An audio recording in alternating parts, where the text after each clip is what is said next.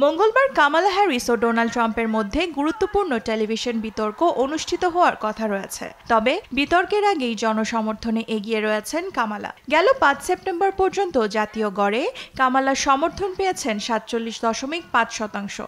অন্যদিকে ট্রাম্পের সমর্থন ৪৩.৯%। শনিবার এ তথ্য প্রকাশ করেছে ব্রিটিশ সংবাদ মাধ্যম দ্য গার্ডিয়ান।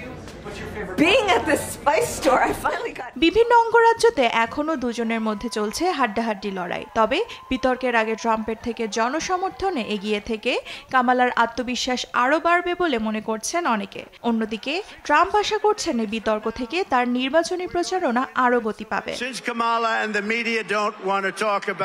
চলতি বছরের ৫ নভেম্বর অনুষ্ঠিত হবে মার্কিন প্রেসিডেন্ট নির্বাচন।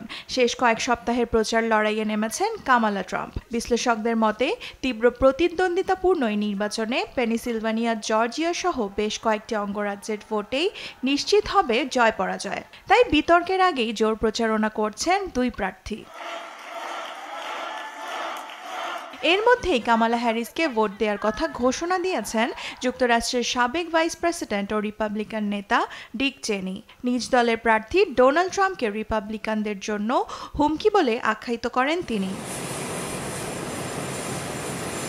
এদিকে হোয়াইট হাউসের দৌড়ে এবার ডেমোক্র্যাট প্রার্থী কামালা হ্যারিসই জয়ী হবেন, এমনই ভবিষ্যৎবাণী করেছেন যুক্তরাষ্ট্রের রাজনৈতিক ইতিহাসবিদ অ্যালান লিচম্যান। মার্কিন প্রেসিডেন্ট নির্বাচনের জ্যোতিষী হিসেবে পরিচিত তিনি, পাশাপাশি নির্ভুল ভবিষ্যৎবাণী করার জন্য বিখ্যাত Lichtman.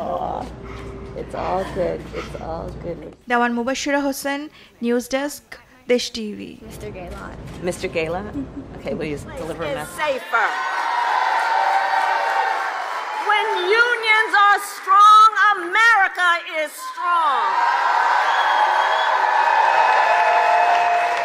That the vast majority of us have so much more in common than what separates us. We will always remember Donald Trump blocked overtime benefits from millions of workers. Tyrese talked a bit about this. Network in terms of fairness. They had a poll where I was 17 points down a couple of days prior to the election.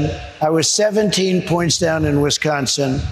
And they do that so people don't vote because, you know, hey, I love Trump, but he's 17 points down. I'm not going to go out and vote. I was 17 points down and I won. And I called the best pollster. I said, why wouldn't they say 5 or 4 or 3? Because at 3, you go and vote. At 17, your people